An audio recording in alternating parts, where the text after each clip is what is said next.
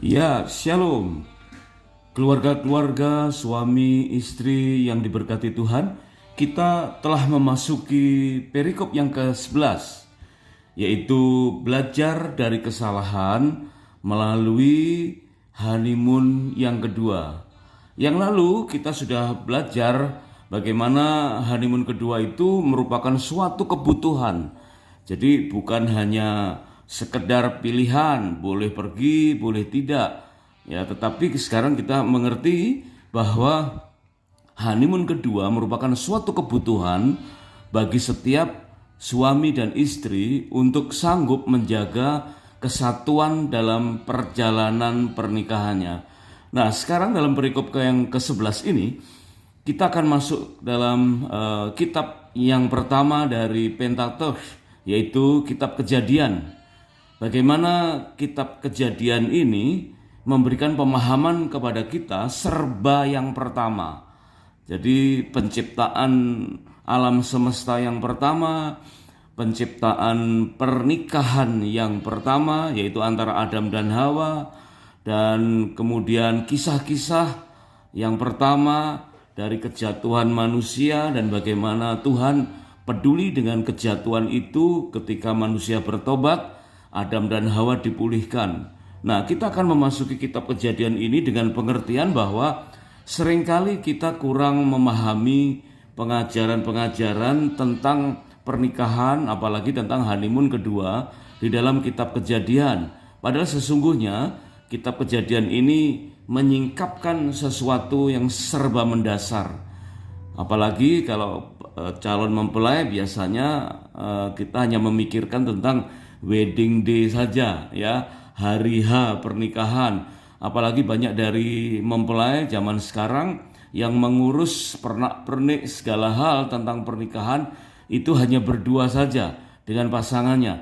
Seolah-olah mereka tidak merasa perlu untuk melibatkan orang tuanya, atau orang tua mereka juga merasa tidak lagi untuk ikut-ikutan dalam perencanaan pernikahan anak-anak pada zaman sekarang. Sehingga anak-anak di zaman ini, generasi-generasi sekarang menikah dengan pengalaman-pengalaman yang baru, ya, karena mereka semua harus mengurus urusannya masing-masing. Sebab itu kita akan belajar dari kitab Taurat yang pertama.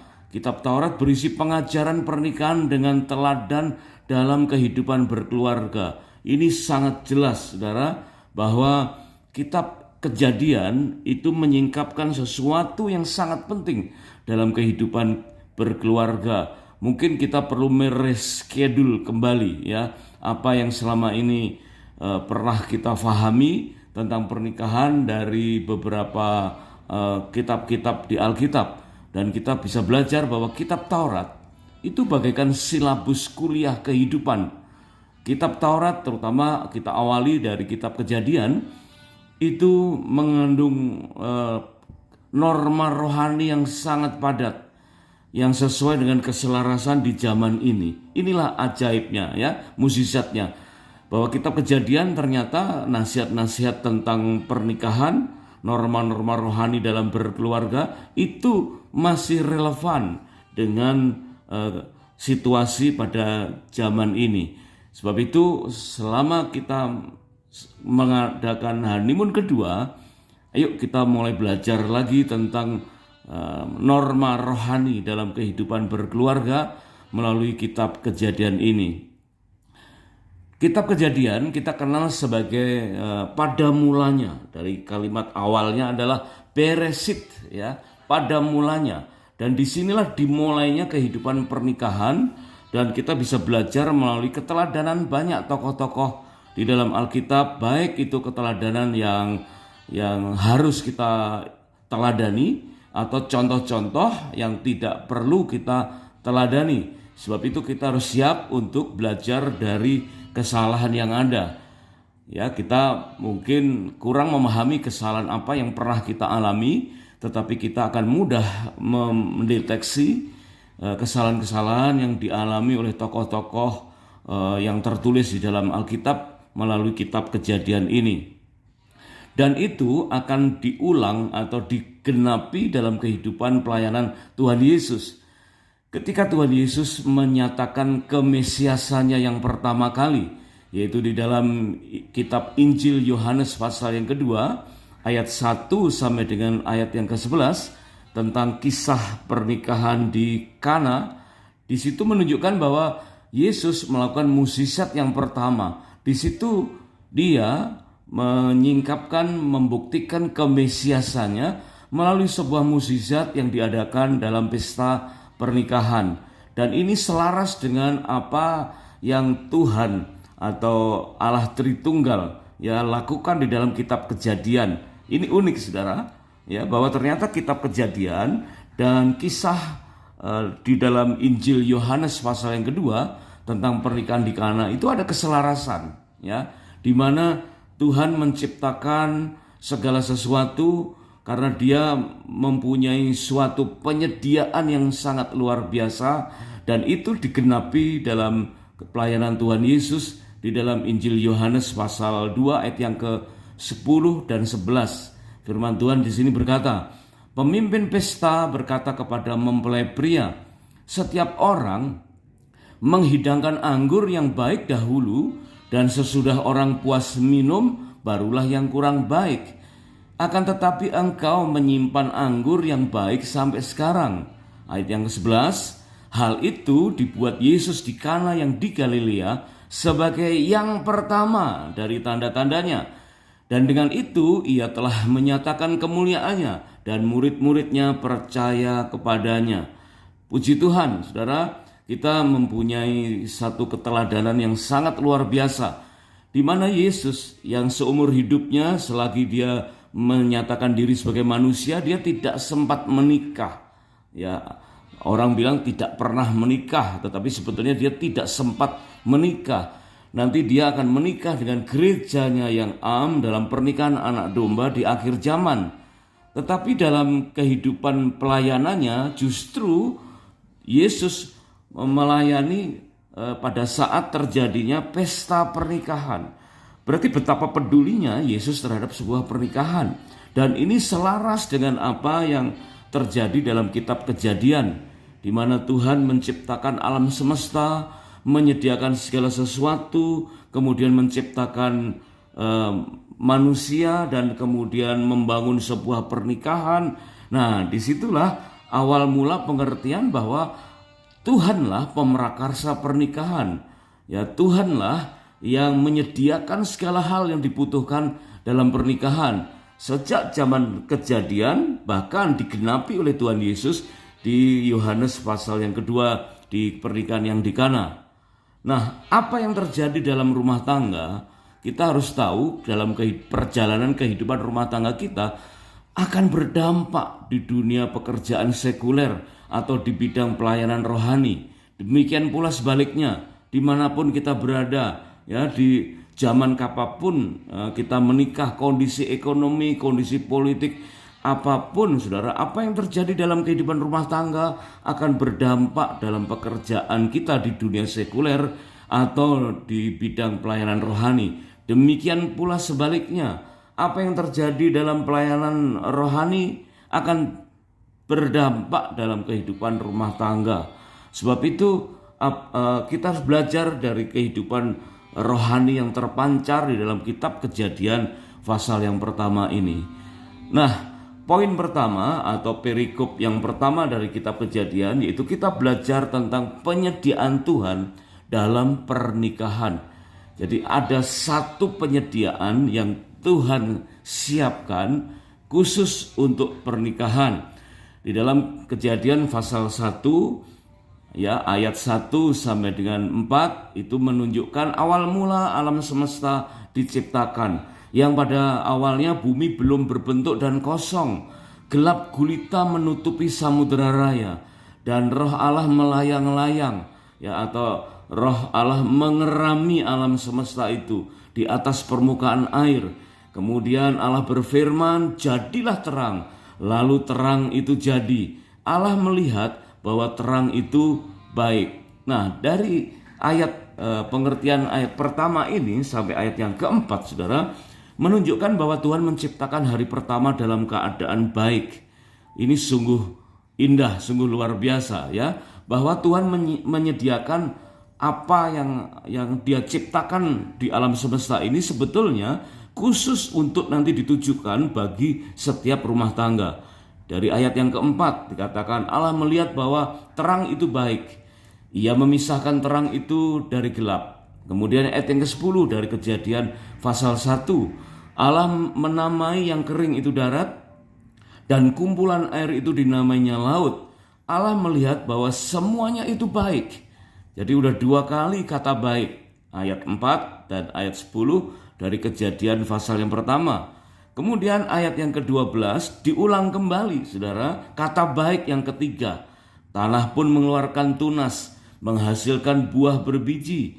Allah melihat bahwa semuanya itu baik. Nah, ini baik yang ketiga ya, kata baik yang ketiga yang tertulis di Kejadian pasal 1 ayat yang ke-12.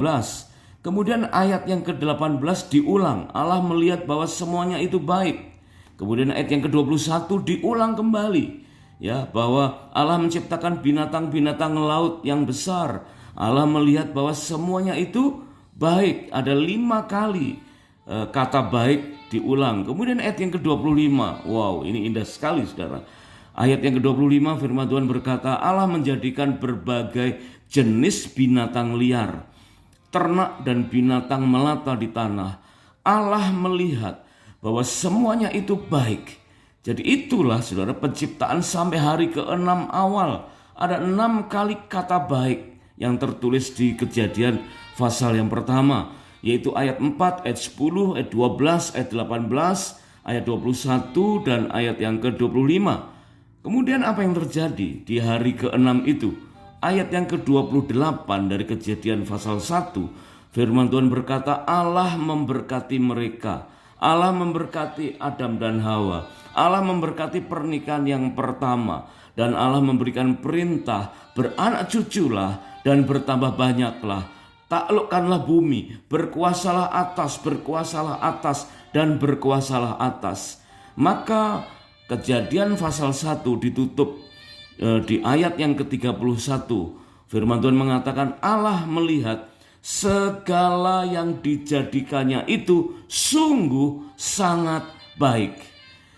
Jadi setelah 6 kali kata baik, maka di akhir dari pasal yang pertama, kata baik itu berubah menjadi sungguh sangat baik. Mengapa demikian? Ada sesuatu yang sungguh amat baik yang terjadi di hari ke-6 akhir, yaitu Tuhan memberkati pernikahan Adam dan Hawa dan sekaligus memberikan perintah untuk beranak cucu, bertambah banyak, taklukkanlah bumi, berkuasalah atas seluruh ciptaan Tuhan. Dan hal itu dikatakan oleh Tuhan dalam keadaan sungguh sangat baik.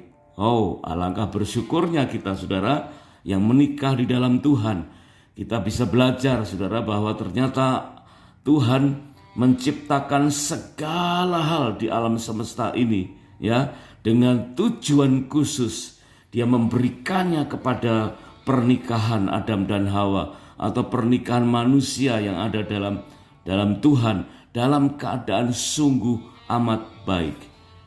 Jadi Adam dan Hawa atau kita saudara, suami dan istri, diciptakan oleh Tuhan segambar dan serupa dengan Tuhan.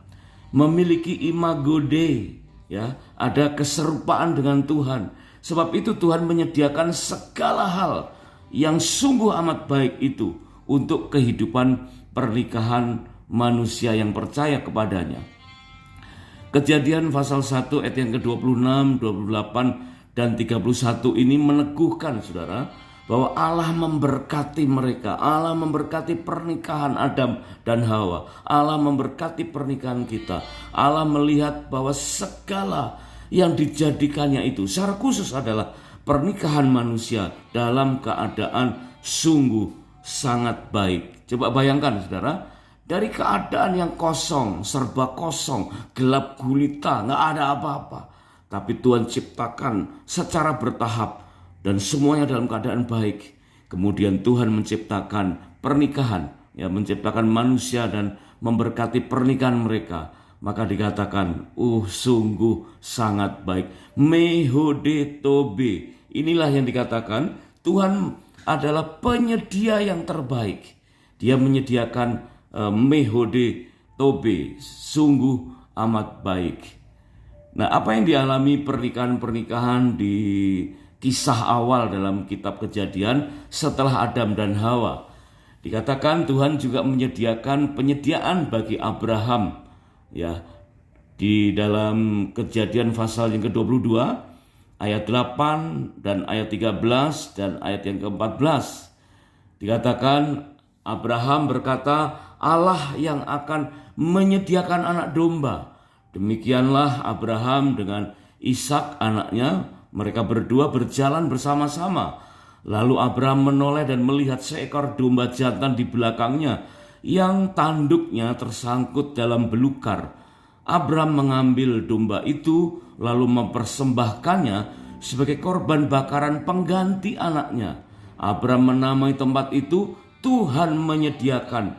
Di atas gunung Tuhan akan disediakan. Allah kita adalah Yehovah Jireh. Dia adalah provider, dia penyedia, dan dia menyediakan segala sesuatu yang terbaik.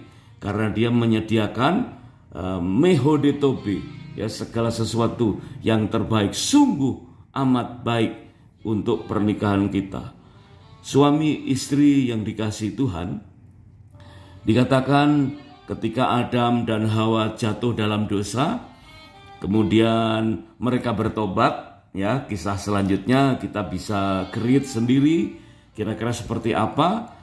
Tetapi ayat-ayat menunjukkan bahwa akhirnya Tuhan memulihkan pernikahan Adam dan Hawa. Wah, ini sesuatu yang luar biasa.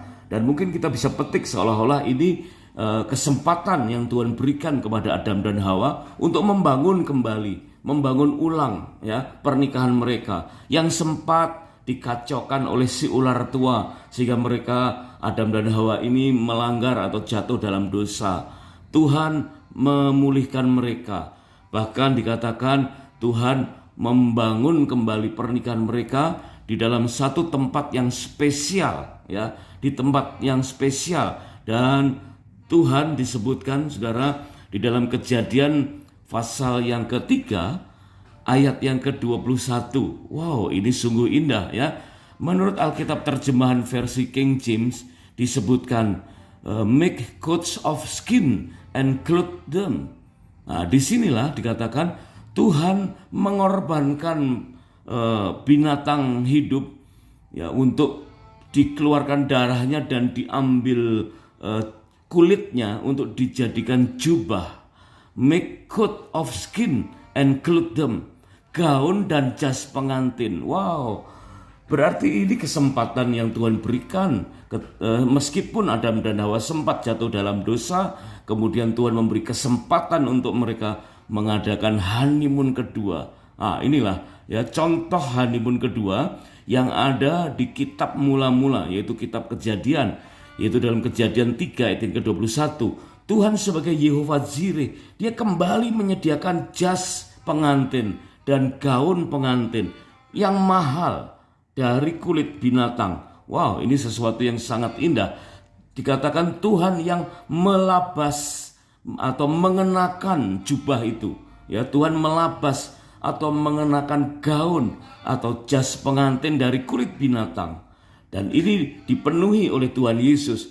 Yesus sebagai Yehovah Jireh, dia menyediakan anggur yang terbaik. Meskipun mempelai di Kana dalam Yohanes pasal yang kedua sempat kehabisan anggur, tapi Yesus datang sebagai Yehovah Jireh. Dia menyediakan anggur yang terbaik. Sebab itu pada kesempatan perikop yang ke-11 ini, para suami dan istri, ayo kita selalu dekat dengan Tuhan. Hadirkan Tuhan Yesus, libatkan dia dalam pernikahan kita, ya. Ikut rencana dia untuk kita mengadakan honeymoon yang kedua, untuk mengerti bahwa di dalam kehidupan pernikahan kita Tuhan berperan sebagai Yehovah Jireh. Dia melampaui kehebatan wedding organizer, pemimpin pesta, ya, EO, event organizer, pemimpin pesta yang ada di dalam Yohanes pasal yang kedua, yang gagal untuk mencukupkan anggur dalam pesta pernikahan itu. Tapi kabar baik buat kita, Tuhan Yesus sanggup mencukupkan anggur, bahkan memberikan anggur yang terbaik dan yang termanis seumur hidup pernikahan kita. Tuhan Yesus memberkati pernikahan kita semua. Amin. God bless you.